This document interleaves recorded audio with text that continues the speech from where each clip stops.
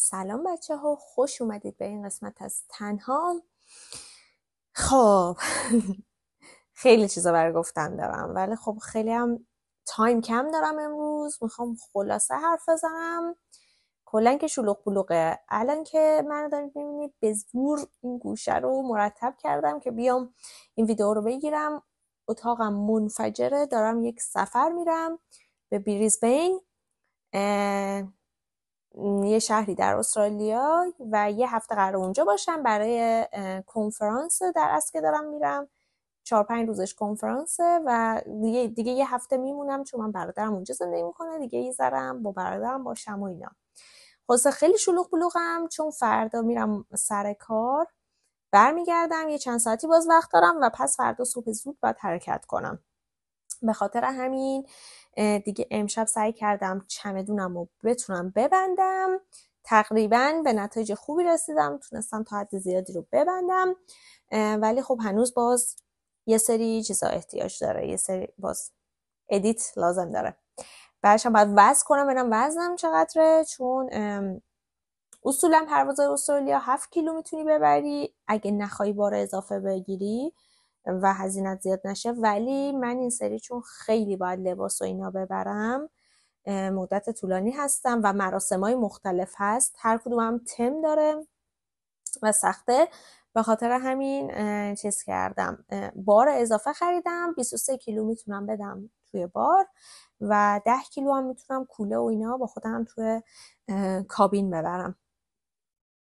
بعد آره خلاصه که باید بعدش وصل کنم فردا شب و مطمئن شم که همه چی اوکیه. بعد تازه مامانا رو درک میکنم که قبل سفر همیشه میخواستیم بریم سعی می‌کردن یخچال خالی کنن، مثلا میگفتن بیا مثلا اینو بخور، ته اینو این میوه رو بخور، داریم میریم مسافرت فلان. الان خودم هم طور شدم تو یخچالم یه عالمه چیز دارم. تازه سعی کردم زیاد خرید نکنم، ولی باز همچنان هست. اونا رو باید یه جوری چیز کنم، فریزر بذارم، یه سری چیزا رو بخورم. مثلا امشب شام نخوردم، گفتم اشکال نداره مثلا همون میوه و اینا میخورم که اونا تموم شد. خلاصه که از این چالش ها، شلوغ بلوغ همه چی، این وسط هم کلی اتفاقات عجیب غریب تو زندگی من افتاده. من هفته پیش حالا چیزشو نمیگم، دیتیل رو نمیگم چون نمیدونم بعدها، الان که فعلا کس خاصی نمیبینه یوتیوب منو، ولی بعدها ممکنه یه عده افرادی ببینن.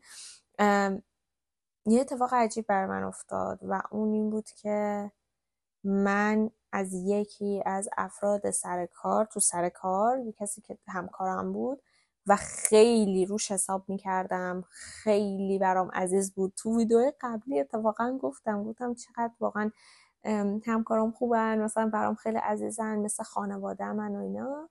یکیشون یک رفتاری ازش سر زد که من اصلا انتظار نداشتم و کل هفته پیش خیلی به هم ریخته بودم.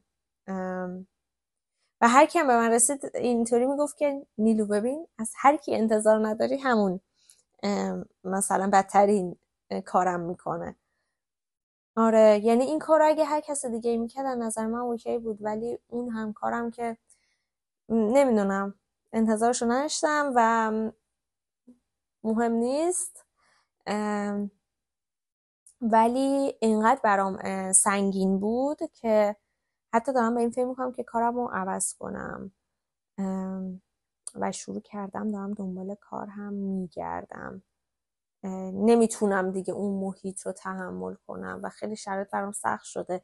نمیتونم جزئیاتشو بگم، ولی شاید اومدم یه روز جزئیاتشو گفتم. نمیدونم در چه حد ممکنه حساس باشه این موضوع، به خاطر همین جزئیاتشو نمیگم. ولی ناامید شدم دیگه، بعد از یه آدمی ناامید شدم و نمیدونم، خیلی عجیب بود برام، خیلی عجیب بود تجربه. این اتفاق واسم افتاده بود تو زندگیم قبلا، ولی یعنی اتفاقی که یه کسی ناامید بشم، ولی مدت ها بود که مثلا ازش گذشته بود، خیلی سال. ولی اینم از این خیلی منو به هم ریخت، ولی الان خوبم، اوکی هم. و دارم همین تا زندگی داره پیش میره. خدا رو شکر که 1 هفته دارم میرم مسافرت. درسته سفر کاریه ولی خلاصه از این محیط دورم و به هم اجازه میده که ذهنم بازتر بشه و بهتر فکر کنم. بعد اونم از اون خلاصه شلوغم دیگه. همین دیگه، زیاد وقت ندارم صحبت کنم. شما هم میدونم حوصله ندارید ویدیوهای طولانی ببینید. بچه‌ها ممنونم که من نگاه میکنید. مرسی که لایک میکنید، سابسکرایب کنید لطفا، خیلی برام مهمه. مرسی. ویدیو بعدی یه ویدیو خاص احتمالا خواهد بود. قطعا تو بریزبین میگیرم ویدیو رو، ولی حالا نمیگم دیتیلشو. ویدیو بعدی در بریزبین میبینمتون هفته دیگه. خداحافظ.